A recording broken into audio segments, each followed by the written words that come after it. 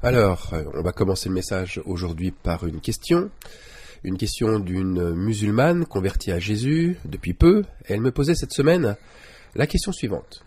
Je voudrais connaître votre point de vue concernant les couples et concernant le mariage. Doit-on uniquement être avec un chrétien ? Bien évidemment, je sais que le concubinage est déconseillé, mais comment faire si moi je veux attendre le mariage et que la personne qui n'est pas chrétienne a, elle, du mal à tenir jusqu'au mariage? Alors pour répondre à toutes ces questions pertinentes, j'ai une première réponse très globale qui s'impose à l'évidence. Tout est une question de foi. Et c'est à soi-même de juger de son propre niveau de foi. Lisons Matthieu 17,20. Je vous le dis en vérité, si vous aviez de la foi comme un grain de sénévé, vous diriez à cette montagne, transporte-toi d'ici là, et elle se transporterait. Rien ne vous serait impossible. La foi, on le remarque, elle repose sur la confiance en Dieu. Si nous avons une confiance totale, nous savons assurément que Dieu répondra à nos besoins et qu'il a même déjà préparé les choses qui nous concernent à l'avance. Nous avons même confiance que nos prières viennent de lui et qu'elles sont exaucées parce qu'elles viennent justement de lui. En bref, nos prières sont exaucées parce qu'elles sont exauçables. Le grain de sénévé. Le grain de sénévé, c'est un grain de moutarde qui est très petit, de l'ordre d'1 millimètre, et Jésus n'avait pas pris cet exemple au hasard. C'est donc une petite confiance en lui que notre Dieu nous demande.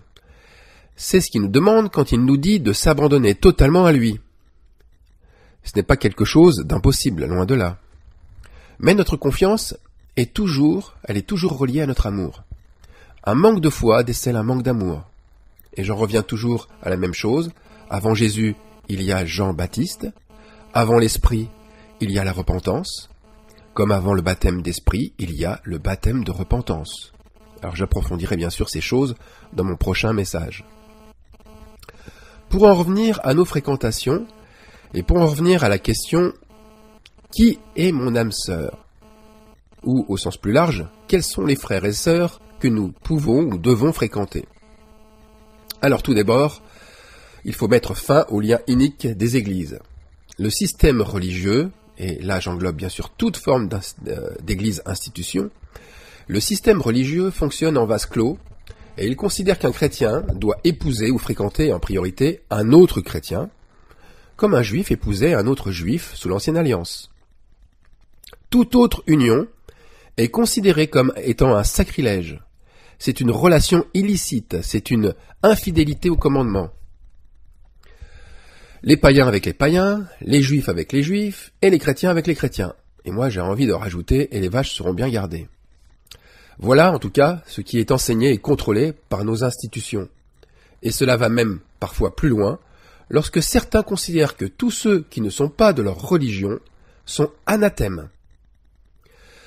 Ils sont anathèmes car ils n'ont pas embrassé la même foi que la leur. Un catholique ne va pas s'assembler avec un protestant. Donc, ils se rejettent souvent mutuellement et se considèrent comme des païens. Alors cela peut aller encore plus loin. Cela même va encore plus loin quand l'élite de l'Église considère comme hérétique toute cérémonie d'union ne passant pas par sa bénédiction. Sans omettre bien sûr les mariages qui sont arrangés, décidés à l'avance, etc. Mes frères et sœurs, brisons définitivement ces chaînes diaboliques. Ces chaînes issues d'une loi qui est faite dans le but de manipuler. On veut manipuler pour grossir le nombre des membres des églises. On veut manipuler pour enrichir une institution ou bien le maître de cérémonie. Alors la question, pourquoi y a-t-il tant d'exceptions dans la Bible alors? Est-ce qu'il y a des erreurs de parcours? Je continue mes questions. Est-ce une erreur de Est-ce une erreur de parcours pour Joseph, fils de Jacob, d'avoir pris pour femme l'égyptienne Asenath, fille de Potiphéra?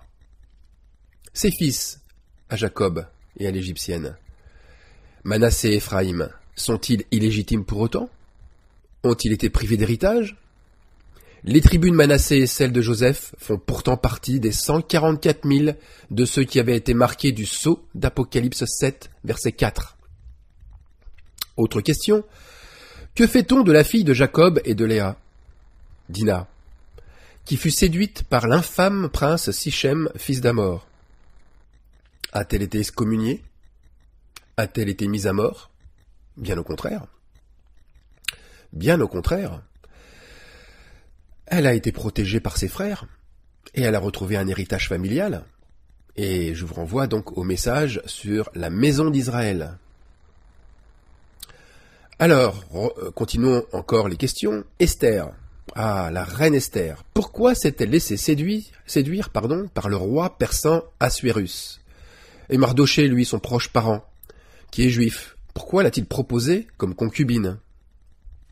Voyez-vous, toutes ces exceptions, et bien d'autres, elles sont tenues souvent secrètes, et elles sont tabous dans les églises. Les églises préfèrent fonctionner comme des sectes, elles excluent tout membre étranger. Elles les appellent de tous les noms d'ailleurs, les non-baptisés, les goïms, les non-pratiquants, les rétrogrades, les sectaires, enfin bref, j'en passe et des meilleurs. Revenons à Esther. Esther, en captivité avec les Juifs, mais elle ne refuse pas les faveurs du roi. Pire, elle fait tout pour qu'il la prenne comme favorite. Et d'ailleurs le roi finira par épouser Esther, et il placera la couronne royale sur sa tête. Loin de son pays d'origine, la voilà, Esther, catapultée à la tête d'un continent immense et puissant, celui de l'Empire perse. Alors, question, Esther a-t-elle obéi à Yahvé, ou bien s'est-elle prostituée au dieu d'Assuérus? Esther a-t-elle renié sa foi juive et ses origines en devenant reine persane? Eh bien non. Non, elle n'a pas renié sa foi. Et oui, contrairement aux apparences, elle a obéi à Yahvé. Et Mardochée aussi a obéi à Yahvé en cachant l'identité juive d'Esther. Aussi bizarre que cela paraisse. Regardez, si Esther n'avait pas obtenu les faveurs du roi, jamais son peuple en captivité n'aurait pu être sauvé. Son apparente trahison, sa trahison filiale, a permis, sans que personne ne le sache au départ, elle a permis de contrecarrer les plans d'Aman, le ministre du roi, qui avait réussi sournoisement à créer un décret royal qui exterminerait tous les Juifs. Alors n'ayons pas peur de la question. La survie du peuple juif aurait-elle été obtenue grâce à une désobéissance de la loi? Cette histoire est riche en leçons et en connaissances. Notre Seigneur nous montre avant tout que c'est lui et lui seul qui dirige. C'est lui qui inspire Mardochée et c'est lui qui inspire Esther. Tout est sous son contrôle. Même le roi de Perse, un incirconcis. Qui plus est, un ennemi des Juifs, puisqu'il les garde en captivité. Mais c'est un personnage attachant. Et bizarrement, l'auteur du livre d'Esther, il n'a jamais fait mention de sa foi. Pourquoi? Eh bien, je pense que c'est sans doute pour insister davantage sur ses actions de justice et de cœur, qui montraient en fait qui il vénère le plus. Paul le disait bien dans Romains 2, 25. Si donc l'incirconcis observe les ordonnances de la loi, son incirconcision ne sera-t-elle pas tenue pour circoncision? Donc, l'incirconcis qui observe la loi par la foi devient circoncis et il accomplit tous les plans divins. C'est l'exception qui confirme la règle, me direz-vous. Non, pas du tout. Nous ne sommes pas dans l'exception qui confirme la règle, mais plutôt dans la règle qui confirme l'exception. Mais je devrais même dire la règle qui confirme les exceptions. Je vous demande de réfléchir un petit peu en lisant votre Bible. Regardez, Dieu aime les exceptions et il les montre pour que l'on s'en inspire. Esther et Mardochée. Eh bien, ils étaient, eux, exceptionnels, car ils étaient remplis d'amour, ils étaient remplis de justice dans leurs actions. Ce qu'ils manifestaient montrait un vrai attachement au principe divin de Yahvé. La loi, alors la loi, n'est-elle pas davantage inscrite dans l'amour, plutôt que dans l'usage des rites? Lorsque survient le décret d'extermination du peuple, il n'est pas dit qu'Esther et Mardochée sont partis sacrifier un animal sur l'autel, mais ils étaient tous deux prêts à sacrifier leur vie pour la survie de leur peuple. Ça, c'est un fait établi. C'est pourquoi ils ont été inspirés dans leur choix. Ils ont été inspirés à faire le bien. Par leurs actions insolites, notre Dieu voulait montrer aussi que les sacrifices d'amour, ces sacrifices vaut 1000 fois plus que tous les sacrifices rituels, 1000 fois plus que tous les holocaustes réunis. Quand le prophète Ésaïe affirme qu'il ne rentrera rien d'impur, ni d'incirconcis à Jérusalem, il montre la triste réalité. Il montre la réalité de la loi qui a été plus appliquée par les rites que par le cœur. Il montre alors qu'il y a plus d'incirconcis que de vrais circoncis parmi son peuple. Si bien que la loi cachée dans la loi, est-ce qu'elle n'est pas un cœur circoncis plutôt qu'une chair circoncise? Là aussi, tout est une affaire de cœur et non d'application de principes obligatoires. Et nous aujourd'hui? Et nous? Si notre cœur brûle pour quelqu'un, que doit-on faire? Le rejeter s'il est païen? Le forcer à adhérer à notre foi? Le soumettre à une épreuve? Comment devons-nous interpréter la loi mosaïque suivante? Écoutez bien, c'est Lévitique 19, 34. Vous traiterez l'étranger en séjour parmi vous comme un indigène du milieu de vous. Et là, c'est fort. Vous l'aimerez comme vous-même. Car vous avez été étranger dans le pays d'Égypte, je suis l'Éternel votre Dieu. Vous l'aimerez comme vous-même. On ne vous le dira sans doute jamais dans une enceinte religieuse, d'ailleurs comme dans beaucoup de familles de croyants. Mais si votre cœur s'enflamme, même pour un étranger, c'est sans doute que le Seigneur y est pour quelque chose. Et là, je dirais, peu importe son pays, peu importe sa religion, sa couleur de peau, son origine ethnique ou sociale, je reprendrai juste la citation de Blaise Pascal. Le cœur, comme celui de notre Dieu d'ailleurs, le cœur a ses raisons que notre raison ne connaît pas. Le plus important est de rester ouvert à toute éventualité venant du Seigneur. N'est-ce pas lui qui circoncit les cœurs? N'est-ce pas lui qui profite de la captivité de ses enfants pour les lier d'amour avec des étrangers?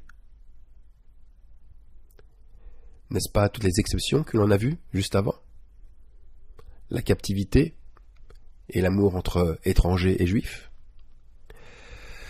Le sacrifice d'amour. Ah, le sacrifice d'amour. Eh bien, il faut toutefois ajouter à cette relation un sacrifice. Pourquoi?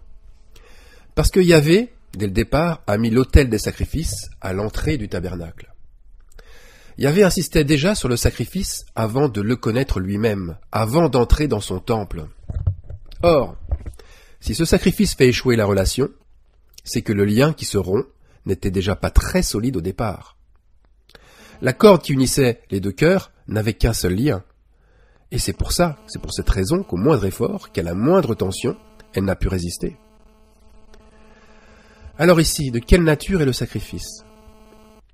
Si un amour ne peut résister à quelques mois d'abstinence sexuelle et à des jours de séparation, c'est qu'il n'est pas très crédible. Vous voyez, il faut 3 liens pour qu'une corde soit solide. Il faut un lien de temps, un lien d'abstinence et un lien de séparation. Ce sont ces liens-là qu'Esther a renforcés avec Assuérus. Une abstinence, premièrement. Deuxièmement, un temps de préparation d'1 an. Troisièmement, des séparations fréquentes et répétées. Esther ne rendait visite à Assuérus qu'uniquement le soir et le lendemain matin. Elle ne passait ni la nuit ni l'après-midi avec lui. Regardons à ce que notre Seigneur nous promet. Il nous promet quoi? Des noces, un repas festif, une cérémonie divine, mais il souhaite une fiancée. Mais pas n'importe quelle fiancée, une fiancée préparée et prête. Il se donne et il nous donne du temps. Alors, est-ce que c'est pour nous mettre à l'épreuve? Est-ce que c'est pour mesurer notre foi? Est-ce que c'est pour mieux nous juger? Je ne crois pas. Je ne crois pas tout cela. Ça ressemble pas à son caractère. Prenons encore l'exemple d'Esther. Le roi Assuérus était un roi qui était bon, généreux, juste. Il tenait en horreur la trahison. Il s'entourait de personnes loyales, compétentes. Il prenait même leurs avis pour guider ses choix. Il aimait faire confiance. Mais attention, il punissait sévèrement le traître. Et là, c'est surprenant. Ce qui est très surprenant d'ailleurs, c'est que, bien qu'étranger pour les Juifs, Eh bien, Assuérus manifestait à bien des égards les préceptes de la loi de Moïse. Il avait un cœur qui plaît à notre Seigneur. Ça se voit dans la lecture. Il avait un cœur circoncis. Alors, on va revenir à la question de la mise à l'épreuve ou non du temps. Pour gagner la confiance et l'amour du roi, Esther a mis 12 mois à s'acquitter de ce qui est prescrit aux femmes. Esther 2, 12. Pendant ce temps, on lit, elle a pris soin de sa toilette 6 mois avec de l'huile de myrrhe et 6 mois avec des aromates et des parfums. Tout ce temps, bien sûr, a servi à rendre Esther encore plus séduisante, encore plus aimante, encore plus attentionnée. Mais il y a plus derrière cette coutume. Il y a plus d'ailleurs derrière cette coutume qui, à première vue, semble païenne. Mais elle ressemble tellement aux coutumes hébraïques. Il y a plus derrière l'usage répété de la toilette et des parfums. Il y a une préparation profonde. Il y a un sacrifice de bonne odeur pour son futur mari, mais aussi pour son futur époux céleste avant tout. Tout comme au travers de l'odeur de l'autel des parfums du tabernacle, il émanait une odeur de sacrifice très agréable. Et cette odeur parfumée de myrrhe, c'est l'odeur du pardon. C'est l'odeur de la repentance. C'est la bonne odeur de la compassion, de la bienveillance, de la générosité. Bref, on peut dire c'est l'odeur de l'amour divin, agapéo. Ce n'était pas, par conséquent, une mise à l'épreuve, mais c'était bien sûr une préparation. Pour nous disciples, ou pour nous fiancés, c'est la même chose.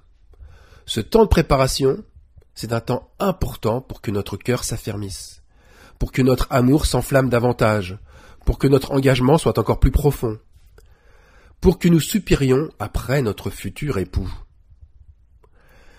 Dans le Cantique des Cantiques, la fiancée est sur le qui-vive. Elle est carrément en état d'alerte maximum. Prenons quelques versets. « C'est ici la voix de mon bien-aimé. Le voici qui vient, sautant sur les montagnes, bondissant sur les coteaux. Mon bien-aimé a avancé sa main par le trou de la porte, et mes entrailles se sont émues pour lui. » Vous voyez, il y a un empressement. Il y a un cœur qui s'accélère à l'approche des noces. L'intensité des sentiments monte, et cette intensité monte de plus en plus, tout comme le voile de la future épouse qui se lève, lui, progressivement, et laisse découvrir le visage de la bien-aimée. Pendant ce temps de préparation, le disciple, ou la fiancée, confectionne ses habits de noces. Pour nous, disciples de Christ, nos œuvres de justice formeront notre vêtement principal, ce vêtement qui est confectionné par nous-mêmes, et qui est enfin lin. Le lin. Le lin, c'est cette matière, ce tissu très solide, qui est quasiment indéchirable, même infroissable, inaltérable. Et cette solidité provient de ce temps que nous avons sacrifié pour nous préparer. La couleur et l'éclat du vêtement sont aussi deux éléments primordiaux de la préparation, de la période de préparation. Le vêtement, il est aussi d'une blancheur éclatante. Le blanc, c'est la pureté, c'est le symbole de la virginité aussi. Nous devons nous garder purs, c'est-à-dire que nos pensées et notre cœur ne sont que pour lui, uniquement pour lui. Et l'exclusivité fait partie entièrement de cette pureté. Alors pour nous, disciples, nous veillons les uns sur les autres. Nous veillons pour que toutes nos idoles restent brisées et que notre Père demeure le centre de nos préoccupations. Mais ce temps, c'est aussi un temps où le couple apprend à se connaître un peu plus. Nous rentrons donc dans l'intimité de l'autre, mais attention, sans ouvrir la porte de la relation physique. Nous restons très respectueux des habitudes et des coutumes de chacun, et surtout, nous cherchons à savoir ce qui fait le plus plaisir à notre futur époux, ce qui rend le plus de plaisir à notre épouse. C'est un moment très savoureux de rapprochement mutuel. Le Seigneur, quant à lui, nous ouvre la porte de son cœur. Et il nous l'ouvre en nous donnant d'abord sa paix. Une paix, pas comme le monde ne peut nous donner. Puis, qu'est-ce qu'il fait ? Notre Seigneur nous parle doucement et secrètement à l'oreille. Il nous réveille le matin, avec parfois des songes. Il nous fait des clins d'œil en montrant qu'il est derrière les situations qu'il a provoquées.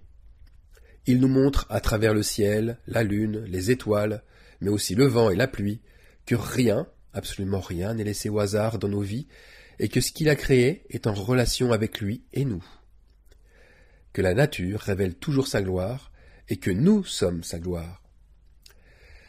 Notre Seigneur renforce notre foi dans nos moments de jeûne et de prière. Il nous visite aussi quand nous sommes malades. Il apaise nos souffrances pour que nous puissions le remercier et le louer en toute occasion. Il nous montre nos tâches, il nous montre nos imperfections, pas pour nous condamner bien sûr, mais pour que nous nous en séparions en douceur. Ce temps de préparation, c'est en fait un temps destiné à la purification pour nous, disciples de Christ. Et vous voyez de quelle teneur est cette purification. Mais pour ceux et celles qui se destinent l'un pour l'autre, ou l'un à l'autre, c'est aussi un temps de découverte intime, à l'intérieur d'une relation par contre qui est pudique. Elle est pudique mais elle est remplie de gestes attentionnés, qui sont comme des mets délicats et exquis à partager. Là, je fais un petit peu de poésie. Alors maintenant, pour savoir si un jeune couple, peut habiter ensemble. Est-ce qu'un jeune couple peut habiter ensemble? Là aussi, c'est le Seigneur qui ouvre les portes. C'est lui qui les ferme. Il nous donne son avis. Il nous donne son avis car il aime nous ouvrir son palais. Il aime nous laisser circuler librement dans ses parvis. Si nous nous opposons à sa volonté, en préférant la nôtre, mais il ne s'y opposera pas, car après nous avoir informés de la sienne, il nous laissera toujours prendre le chemin que nous avons décidé de prendre. Il n'est pas un Dieu pour nous obliger à nous soumettre à lui, même s'il connaît à l'avance les brûlures que nos mauvais choix peuvent nous faire endurer. En fait, nous connaissons la volonté du Seigneur. Nous la connaissons lorsque nous sommes passés par le baptême de repentance, ou par l'autel des sacrifices. L'eau de la repentance nous a ouvert la porte de sa maison. La repentance nous a ouvert la porte de son tabernacle. Après s'être lavés de nos fautes, nous avons un accès ouvert, un accès libre auprès de Dieu. Nous savons alors intimement si ce que nous choisissons correspond à ce qu'il aime, et bien souvent, sans avoir à ouvrir la Bible, sans avoir à ouvrir le grand livre pour y trouver le verset qui nous l'enseignera. Sa parole, faut pas l'oublier, elle est en nous, même si le Saint-Esprit n'est pas encore descendu. Vous voyez, même ici, le Seigneur nous montre qu'il y a un temps entre le baptême d'eau, qui est la déclaration d'amour, et le baptême d'esprit, qui est l'habitation de Dieu en nous. Et oui, il existe un temps entre les deux. Le Seigneur, pendant ce temps, attend que notre maison, c'est-à-dire son futur temple, soit complètement propre, complètement lavé et entretenu régulièrement par des actes de confession intime qui révèlent nos fautes, qui révèlent nos problèmes, nos souffrances, tout ça avant d'y venir demeurer par son Esprit Saint. Il attend patiemment, c'est vrai, il attend que cette corde que je vous parlais au début soit constituée des 3 liens d'amour. Premier lien, le temps. Deuxième lien, l'abstinence. Et troisième lien, la séparation. Alors, on va conclure. Mes frères et sœurs, vous qui vous destinez à fréquenter celui ou celle qui fait battre votre cœur, un conseil, ne cherchez pas des règles et des lois toutes faites. Ne vous mettez pas de chaînes par des coutumes et des traditions humaines. Mais, suivez les traces de la reine Esther, ou alors suivez la préparation de l'épouse de Christ. Inspirez-vous de l'amour agapéo, et entourez-vous, surtout, de bons conseillers qui vous montreront les taches de votre vêtement, les taches que vous avez sur votre vêtement de noces, et ils vous feront passer par la loi d'amour qui est avant les rites. Voilà ce que nous devons faire. Que notre Seigneur vous bénisse, c'est-à-dire qu'il vous garde dans sa paix, qu'il vous garde dans sa grâce. Au nom du Seigneur Jésus. Amen.